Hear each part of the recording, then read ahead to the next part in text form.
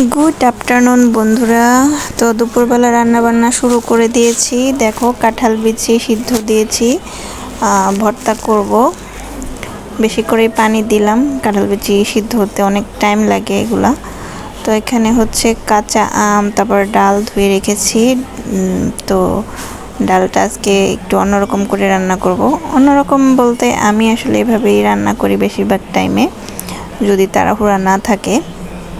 তো আজকে হচ্ছে কষিয়ে রান্না করব। তো এই যে লবণ দিয়ে দিলাম, আর এখানে হচ্ছে আদা রসুন বাটা আমি একসাথে মিক্স করে রাখি, 1.5 চামচ দিয়ে দিলাম। তো বেশিরভাগ মানুষ তো হচ্ছে একবারে মাখিয়ে ঝাঁকিয়ে তারপর ডালের চচ্চড়ি রান্না করে। তো আমি হচ্ছে এভাবে কষিয়ে খেতে পছন্দ করি, অনেক ভালো লাগে এভাবে খেতে। তো এবার হচ্ছে আদা রসুনটাকে একটু ভেজে নিয়ে তারপর পানি দিয়েছি, আর দিলাম হচ্ছে ধনিয়া গুঁড়া, তারপর দিলাম হলুদের গুঁড়া,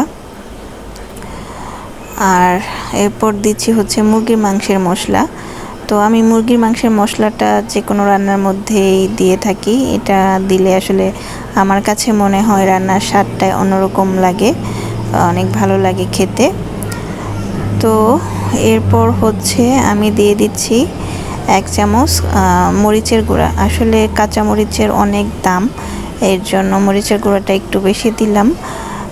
বেশি বলতে 1 চামচ আমার কাছে বেশি, যারা বেশি ঝাল খায় তাদের কাছে হয়তো বা আরও বেশি লাগে। তো কাঁচামরিচও দিব। এখন হচ্ছে একটু জিরার গুঁড়াও দিয়ে দিলাম, কাঁচামরিচটা হচ্ছে পরে দিব। তো সুন্দরভাবে কষিয়ে নিচ্ছি, আর ওদিকে আমার হচ্ছে ভাতও বসানো লাগবে, এমনিতে দেরি হয়ে গিয়েছে। এর জন্য হচ্ছে চুলাটা আমি অফ করে দিলাম, দিয়ে আগে ভাতটা বসিয়ে নিব। তো রাইস কুকারে ভাত বসাবো। তো রাইস কুকারে আসলে ভাত কিভাবে বসাতে হয় দেখো, আমি হচ্ছে প্রথমে চালটা সমান করে নিয়ে তারপর আঙ্গুল দিয়ে হচ্ছে এটা মেপে নিচ্ছি। তো এই যে দেখো ভাতের সমান করে আঙ্গুলটা ধরে এই যে এই আঙ্গুলের মাঝখান, এই মাঝ বরাবর এরকম করে যদি পানি দেয়া যায় মেপে, তাহলে কিন্তু একদম ঝরঝরা ভাত হয়। আমি সবসময় এভাবেই রান্না করি। অনেকে রাইস কুকারে হচ্ছে রান্না করাটা ঝামেলা মনে করে, কিন্তু আমার কাছে ঝামেলা মনে হয় না, প্রথম প্রথম মনে হতো আমারও। তো এই যে বসিয়ে দিলাম, আর যে রাইস কুকারের যে হাঁড়িটা, এটা সব সময় আমি ধুয়ে পানি ঝরিয়ে শুকনা করে রাখি। শুকনা করে তারপর হচ্ছে যে বোলের মধ্যে চাল ধুয়ে দেই, যাতে হাঁড়িতে ধুলে তো হচ্ছে সাইডে পানি লেগে থাকবে, এর জন্য। আর এই যেরকম কাঠের চামচ অথবা খুন্তি ব্যবহার করতে হয়, আমার কাঠের চামচ খুন্তি দুটোই আছে। আমি যে রাইস কুকারে ভাত রান্নার সময় এটা ব্যবহার করি, কারণ হচ্ছে অনেক সময় কারেন্ট যদি রাইস কুকারে চলে আসে তখন শর্ট খাওয়ার সম্ভাবনা থাকে, কাঠের খুন্তি ব্যবহার করলে তা হয় না। আর এই যে এখানে ছিদ্রের মধ্যে হচ্ছে আমি কাগজ ঢুকিয়ে রেখেছি। তো এবার এরকম বলক চলে আসলে এরকম ফাঁকা করে দিতে হবে, তো তাহলে হচ্ছে আর উতলে পড়বে না। অনেকে হচ্ছে উতলে পড়াটাকে ভয় পায়। ওই দিন ফেসবুকে দেখলাম এক আপু বলছিল রাইস কুকারে ভাত রান্না করলে উতলে পড়ে, এর জন্য অনেক অসুবিধা, ভাল লাগে না। তো আসলে এটা কোনো ঝামেলা না। তো আপনি রাইস কুকারে ভাত বসিয়ে চলে যাবেন কোথাও, এরকম তো হয় না। আসলে যখন বলক চলে আসে তখন কিন্তু এটা একটু ফাঁকা করেই দিতে হয়, তার জন্য খেয়াল রাখতে হয় প্রথম কিছু সময়। তো এই যে আর রেগুলার ভাত রান্না করতে করতে কিন্তু একটা অভ্যাস হয়ে যায় যে কখন ফেনাটা আসবে সেটা বোঝা যায় কতক্ষণ পরে, তার জন্য কিছু সময় পরে এসে দেখলেও হয়।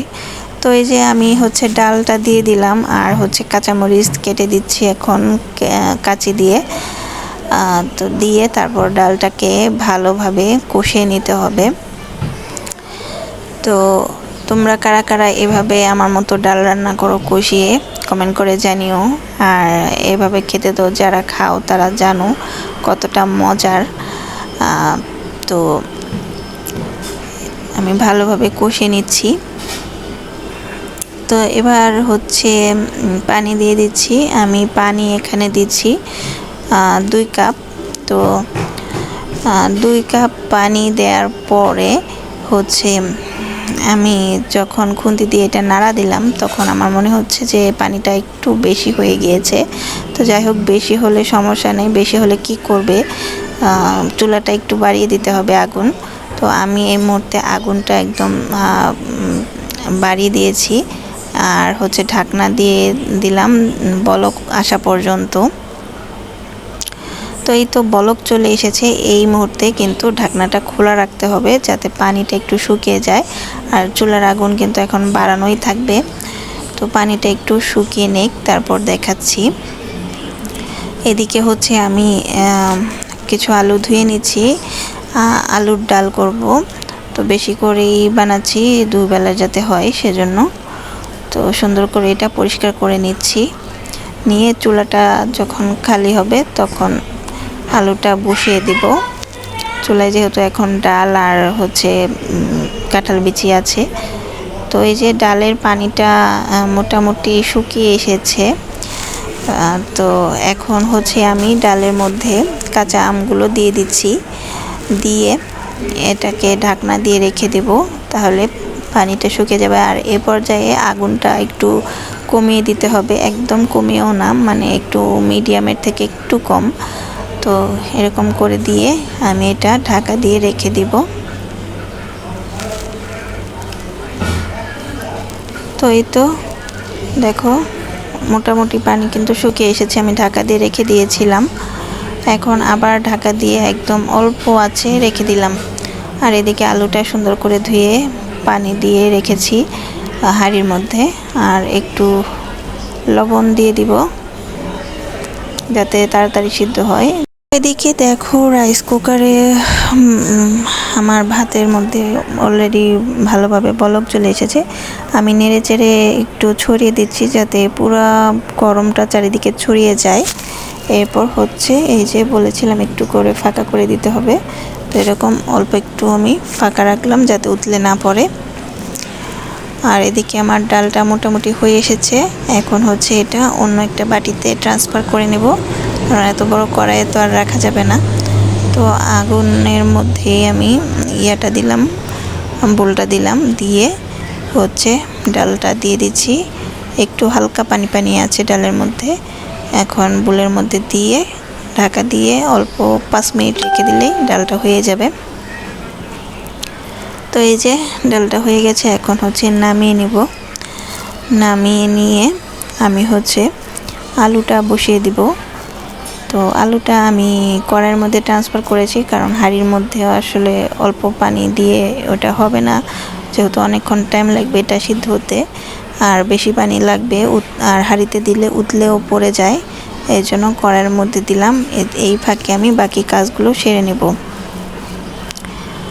আর দেখো আমি কিভাবে এতক্ষণ ভিডিও করেছি সহজভাবে, স্ট্যান্ড ছাড়াই। তো এই যে একটা কি বলে এটাকে, তেলের ডিব্বা কেটে নিয়েছি, তো বোতল কেটে নিয়েছি বড়। আর এই যে একটা খুন্তি কাঠের, এর মধ্যে হচ্ছে মোবাইলটাকে আমি কি বলে এটাকে রাবার ব্যান্ড দিয়ে এখানে আটকে নিয়েছিলাম। তো যেভাবে ভিডিও করতে হয় আর কি, না সোজা করে করলে সোজা করে মোবাইল রাখতে হবে, আর যদি বড় ভিডিও করতে চাও তাহলে এরকম করে বাঁকা করে দিতে হবে। তো দিয়ে সুন্দর করে রাবার ব্যান্ড দিয়ে আটকে দিলে এটা কিন্তু শক্ত হয়ে থাকে। আর এই যে এরকম যদি বাঁকা করে ভিডিও করতে চাও তাহলে এরকম বাঁকা করে দিতে হবে মাঝখানে দিয়ে, তাহলে সুন্দর করে ভিডিও হবে। আর যদি অন্যরকম করতে চাও, যদি আরেকটু বাঁকা করতে চাও তাহলে আরেকটু এদিকে দিতে হবে। আর যদি একদম সোজা করে করতে চাও তাহলেও কিন্তু হবে, মাঝখানে দিয়ে কিন্তু সোজা করে করতে চাইলে হবে না, এটা সাইডে আনতে হবে। একদম সাইডে করে একদম সোজা করে করা যাবে। তো এভাবে করলে কিন্তু অনেক সুবিধা হয়। আর হচ্ছে যদি শর্ট ভিডিও সুন্দর করে করতে চাও, এরকম একটা গ্লাসের মধ্যে নেবে, গ্লাসটা চিকন না, আর একটু মোটা যদি হয় ভালো হয়। তাহলে আমি এটা দিয়ে দেখাচ্ছি আসলে, তো ওটা গ্লাসের ভিতর রেখে সুন্দর করে শর্ট ভিডিও বানানো যায়। তো এইভাবে তোমরাও কিন্তু ফলো করতে পারো। তো যাই হোক, এখন হচ্ছে কাঁঠাল বিচিগুলো আমি এই যে পিষনি দিয়ে পিষে নিব। আমার হচ্ছে মাটির পিষনিও আছে, তো ওটার মধ্যে আর করছি না, এটার মধ্যেই তাড়াতাড়ি হয়ে যাবে। আর মাটিরটার মধ্যে করলে একদম ভিতরে সব লেগে যাবে। কাঁঠাল বিচি আলু ভর্তাগুলোর মধ্যে আমি করি না, এর জন্য বুলের মধ্যেই এটা ভালো হয়। তো ভাত হয়ে গেছে, দেখো আমরা অলরেডি ভাত খেয়ে নিয়েছি। এরপর তোমাদেরকে দেখাচ্ছি, দেখো যে ডালের চচ্চড়ি, তারপর কাঁঠাল বিচির ভর্তা, আলুর ডাল। আর ভিডিওটি কেমন লাগলো অবশ্যই কমেন্ট করে জানিও। আর যারা নতুন আছো অবশ্যই সাবস্ক্রাইব করতে ভুলো না। ফেসবুক থেকে দেখলেই ফলো করে দিও। সবাই ভালো থাকো, সুস্থ থাকো, টাটা।